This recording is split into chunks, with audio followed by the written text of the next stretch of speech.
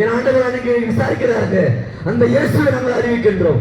இதை நாங்கள் கத்துறனா சும்மா நாங்கள் கத்துறங்க, எங்க வாழ்க்கையில செய்த ஒரு அற்புதத்தை தான் நாம சொல்லுகிறோம். என் ஆண்டவர் இயேசு வாழ வைக்கிறவர். ஒருவர் அழுக்காரப்பது, ஒருவர் பாவத்தில் வாழ்வதற்கு சித்தமே கிடையாதுங்க.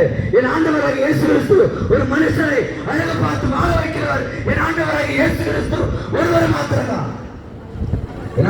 கட்டி கொண்டிருக்கிறா சும்மா கிடையாதுங்க. எங்களை வாழ வைத்திருக்கிறார், எங்களை அழகுபடுத்தியிருக்கிறார், எங்களை கண்ணை துடைத்திருக்கிறார். எங்களை வாழ வைத்த இந்த இயேசுவை நாங்கள் உங்களுக்கு இன்னைக்கு அறிவிக்கின்றோம். எங்களை வாழ வைத்தவர் மறித்து உயிரோடு வந்து இந்த இயேசுவை உங்களுக்கு நாங்கள் அறிவிக்கின்றோம். என் ஆண்டவர் இயேசு, என் ஆண்டவர் இயேசு 2000 வருஷத்துக்கு முன்னே அவர் சிலுவை சுமந்திருக்கிறார், ரத்தத்தை சிந்திருக்கிறார். எதற்காக? உங்களுடைய பாவங்கள் குற்றங்கள் மன்னிப்பதற்காக என் இயேசு ரத்தத்தை சிந்திருக்கிறார். அந்த இயேசுவை நாம் அறிவிக்கின்றோம். எனக்கு அருமையானவர்களே, என் ஆண்டவர் இயேசு இந்த உலகத்தில் எல்லாம் கைவிட்டு போவாங்க. பெத்த தாய் தகப்பன் கூட கைவிட்டு போவாங்க. பெற்று பெற்ற அந்த பிள்ளைகள் கூட மறந்து போவாங்க. என் ஆண்டவர் இயேசு ஒருபோதும் மறக்க மாட்டார். அவர் விசாரிக்கிற தேவனாக இருக்கிறார். உன் துக்கத்தை மாற்றணுமா? என் ஆண்டவர் இயேசு உடைய இல்லத்தில் வர வேண்டும். உடைய வேதிகள் மாறணுமா? என் ஆண்டவர் இயேசு உடைய இல்லத்தில் வர வேண்டும். ஒரு கடுகளவு விசுவாசமே, ஒரு சின்ன ஒரு கடுகளவு விசுவாசம் வச்சா போதும். என் ஆண்டவர் இயேசு உங்களை காண வைப்பாருங்க. எந்த நிலைமையில இருந்தாலும் சரி, துக்கத்தோடு இருக்கீங்களா, கண்ணீரோடு இருக்கீங்களா, வேதனையோடு இருக்கீங்களா, என் ஆண்டவர் இயேசு எல்லாத்தையும் அவர் முடித்து விட்டாருங்க. எல்லாத்தையும் அவர் சுமந்து கொண்டாருங்க. உங்க துக்கத்தை அவர் சுமந்து கொண்டார், உங்க வேதனைகளை சுமந்து கொண்டார், உங்க கண்ணீர்களை அவர் சுமந்து கொண்டார். கூப்பிடுங்க ஒரு பாட்டு. ஒரு நிமிஷம் என் ஆண்டவர் இயேசுவை உங்க உள்ளத்துல ஏற்றுக்கொண்டு பார்க்கலாம். எல்லா பாரங்கள் மாறி போகும், உங்க துக்கம் மாறி போகும், உங்க எல்லா வேதனைகள் மாறி போகும்.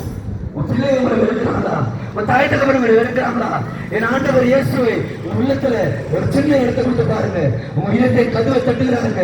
உங்க இதயத்தை கதவை தட்டுகிறார் என்று வருத்தப்பட்டு பாரம் சுமக்கிறவர்கள் எல்லோரின் இடத்தில் வாருங்கள், நான் உங்களுக்கு இலைப்பாதத்தை சொல்லுகிறார்.